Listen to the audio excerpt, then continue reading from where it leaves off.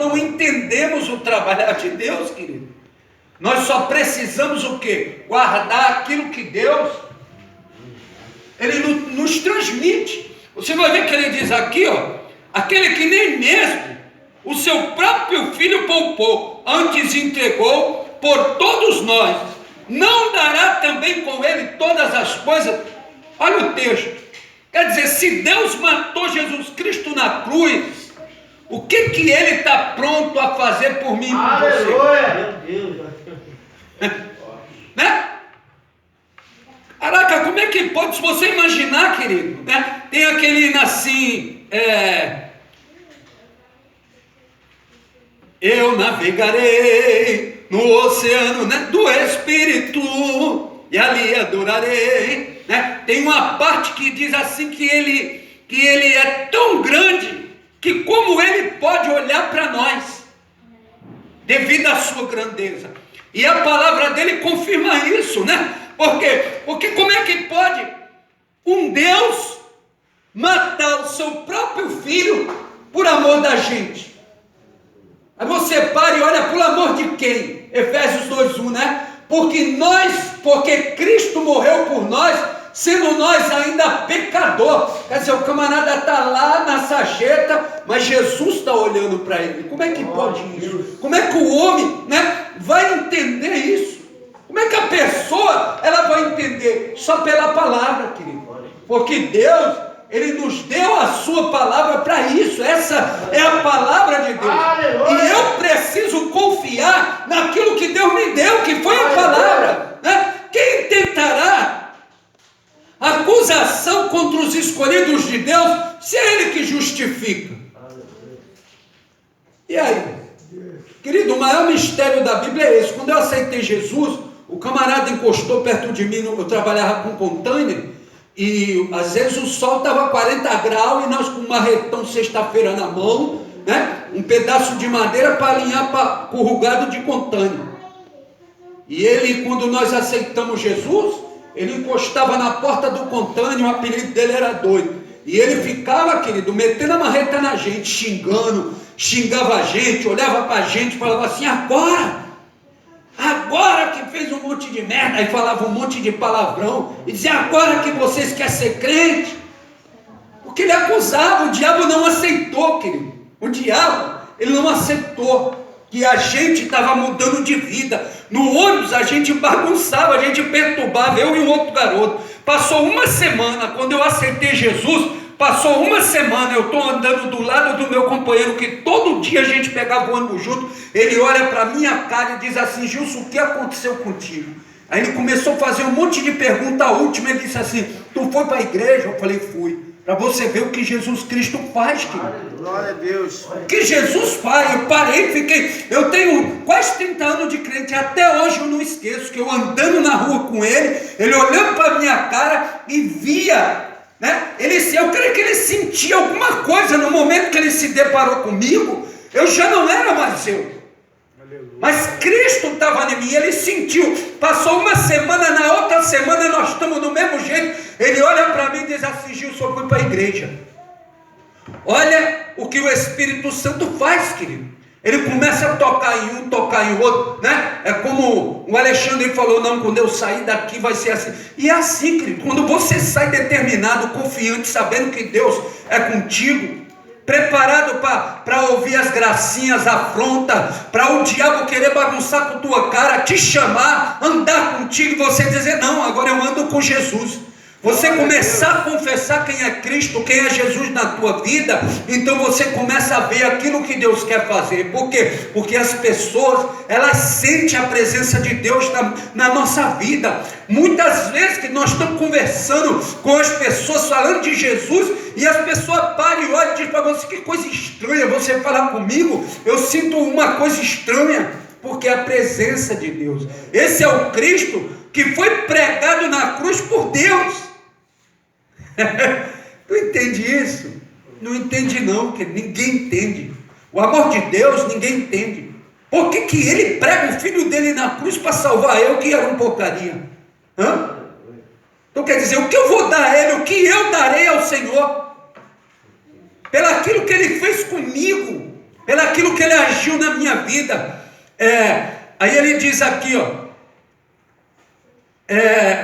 como ovelha para o matadouro, mas em todas estas coisas somos mais que vencedores por aquele que nos amou, porque estou certo de que nem a morte nem a vida, nem os anjos nem os principados, nem as potestades, nem o presente, nem o porvir, nem a altura, nem a profundidade, nem alguma outra criatura nos poderá separar do amor de Deus que está em Cristo Jesus nosso Senhor. Paulo aqui, querido, ele encara, ele diz para a situação, nada pode me derrubar, sabe por quê? Porque eu sei em quem eu tenho crido, porque os meus pés estão no chão. É como Davi naquela batalha, amado. Como é que pode um garoto olhar para o gigante e dizer, eu vou te derrubar? Começa a pensar, quer dizer, ele entra no cenário de guerra, onde ele não podia estar, ele tinha em torno de 17 anos, é o que muitos teólogos dizem, mas realmente, porque para a guerra só ia quem era de 20 para cima, está lá no livro de Crônicas, né? Então ele não tinha 20 anos, ele era um jovem, mas ele entra no cenário de guerra com autoridade, com atitude, sabendo em quem ele tinha crido. E é isso que a gente tem que viver. Nós estamos num cenário de guerra. Em qualquer lugar que a gente sai, é um cenário de guerra, querido. O diabo querendo matar, roubar e destruir. Mas Davi entra naquele cenário de guerra confiante, sabendo em que ele tinha crido, amado. Eu não entendo como ele olha para o gigante e diz assim, ele vai cair. Deus me deu urso, Deus me deu leão, Deus fui lá, tomei da boca, ele vai me dar o gigante. Quer dizer, no meio da guerra, o rei está lá, coloca a armadura, Davi não sabe andar de armadura. Por quê? Porque Davi, ele vivia solto, querido, ele olhava para aquele gigante de uma forma diferente. Aí eu olhando esse texto aqui, o que pode nos separar do amor de Cristo, né? As pessoas trocam Jesus por tão pouca coisa. A gente sabe que por mais que a gente passe e sofra, Deus, Ele supre as nossas necessidades. Deus, Ele vai fazer com você, comigo, como Ele fez lá com Elias, querido, né? Mandar o corvo levar carne. Como é que pode corvo carregar a carne e não comer a carne? Porque é a ordem de Deus. E a Bíblia diz que Deus é o mesmo ontem, hoje. Ele não muda, não tem variação, não tem sombra de dúvida. Ele é o mesmo. Os tempos mudaram, a situação mudou, né? Na época de Paulo não tinha televisão, não tinha Rede Globo, né? Não tinha o que se tem hoje, né? As pessoas tinham outra postura, outra atitude. Por isso que Paulo disse que viriam tempos trabalhosos. E nós vivemos isso. Mas é você, é eu que vai representar Jesus no cenário de guerra. É eu que vou representar Jesus no cenário de guerra, né? Quando nós estamos andando para lá e para cá, nós estamos representando Jesus. E de que forma que nós vamos representar Jesus? Quer dizer, nós somos o embaixador, né? Nós somos embaixadores de Cristo na terra, querido. E se nós queremos vencer essa guerra, nós precisamos estar enquadrados nesse cântico aqui, quando Paulo, ele diz assim, o que poderá nos separar do amor de Cristo? Aleluia. Por que como que nós podemos dizer, o que nós podemos trocar por Jesus? Né? O que eu vou receber em troca por Jesus? O que poderá valer mais do que Jesus? E o cântico aqui, esse cântico, ele me faz lembrar situações que outras pessoas passaram, como Daniel, né? Na cova do leão. Eles dão um decreto, não pode mais orar a Deus nenhum. Na mesma hora que eles falam que não pode orar, o que Daniel faz? Ele vai orar, querido, né? Ananias, Azarias e Misael. O decreto é dado. Qual é o decreto? Todo mundo tem que dobrar o joelho diante da estátua. Quando o som da buzina, do pífaro, da sambuca, de todos os instrumentos tocar, querido, né? Aleluia. Quando tocar, todo mundo vai dobrar o joelho e vai adorar a imagem. Daniel, né? Sadraque, Mesaque e Abednego faz o quê? O rei olha para eles assim, olha como se glorifica a Deus, querido, é diferente. Daniel Sadraque, Mesaque, Abednego, diferente, fizeram a diferença, porque o som toca e todo mundo se dobra. Daniel, Misael, Azarias, Ananias diz o quê? Eu não. Ele diz não, querido. É isso que muitas vezes nós não queremos dizer, né? Não. Dizer não. Nós não queremos dizer não para aquilo que nos conforta, nós não queremos dizer não para aquilo que nos satisfaz, né? Aí o que acontece? O rei não acredita, os satrapas vão lá e diz para o rei assim, ó, tem 3 camaradas aí diferentes. Aleluia. Tem 3 camaradas aí que eles são muito doidos, rei. Eles não querem dobrar o joelho não, eles dizem que não vão dobrar não. Imagina, querido, o alvoroço, corre, as pessoas olhando para... Presta atenção, pare e analisa, olha o cenário, as pessoas, aquela multidão, rapaz, tu vai morrer, adora a imagem, se dobra diante da imagem, tu vai morrer, creio eu que ali eles 3, né? Não, deixa nós morrer, se Deus nos livrar, nós vai ser livre, mas se não, nós vamos adiante.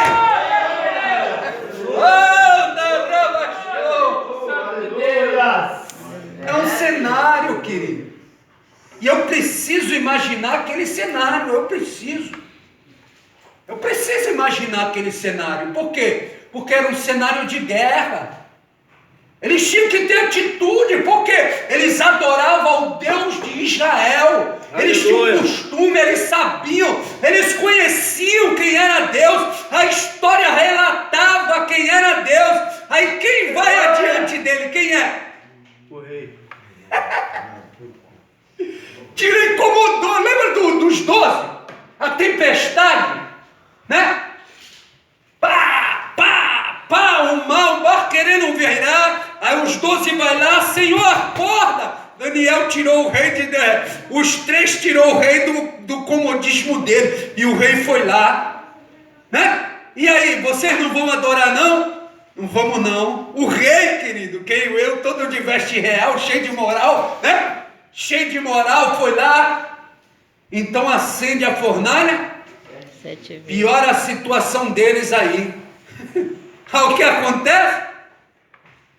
Adora, aí toca de novo, só para eles. Eles dizem, não, então joga eles na fornalha. O que os 3 fizeram com a atitude deles? Mudaram o conceito do rei, mudaram o conceito de um reinado, querido. De um reinado. Porque a partir daquele dia foi dado um decreto. Qual foi o decreto? Para que somente o Deus de Daniel, Azarias, Misael fosse o Deus exaltado. Olha, foi mudado o decreto pela atitude deles. E tem mais, eles passearam no fogo, chegaram perto de Deus. A prova te traz para perto de Deus, querida. A situação difícil, ela te chama para perto de Deus. Aí você vai, quando você estiver na prova, na luta, na dificuldade, no problema, que você vai lá orar, vai lá buscar, vai lá clamar, aí você vai conhecer a Deus. Deus vai pertinho de você. Aleluia. Deus vai pertinho, é na luta, é na prova, é na guerra. É quando a gente está ali com o coração ardendo, que a gente dobra, bota o joelho no chão. Não tem oração, querido, não tem. Quando você está na prova, não tem oração. Sabe o que você faz? É joelho no chão, a cara no chão, e deixa a lágrima rolar. Oh Deus. Só lágrima, querido. Sabe o que acontece? A lágrima vai lavar, o anjo vai recolher, ó. Sabe o que é a lágrima do crente? Você sabe o que é? Apocalipse 6, é incenso.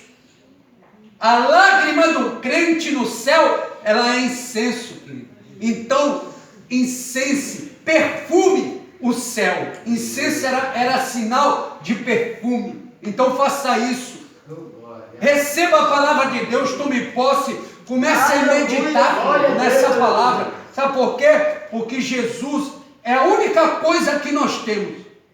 É a única coisa, é a palavra de Deus. Aleluia. No livro de Romanos, capítulo 10, Paulo diz lá, está junto de ti, na tua mão, para que tu não diga quem vai ao céu ou ao inferno buscar para ti. Essa é a palavra que pregamos, está na tua mão, né? É só comer, se alimentar e você vai ver o que Jesus vai fazer, né? Tome posse da bênção de Deus. Vamos orar, né?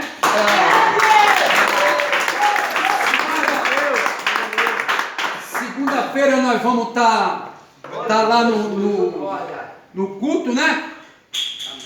Vá, ore, vocês que estão fazendo a peça, ore, busque. Senhor, que teu nome seja glorificado. Eu não tenho nada para te dar, né? Tenho nada. Então a única coisa que nós temos, querido, é isso aqui, ó. É um servir o outro na palavra. Aleluia.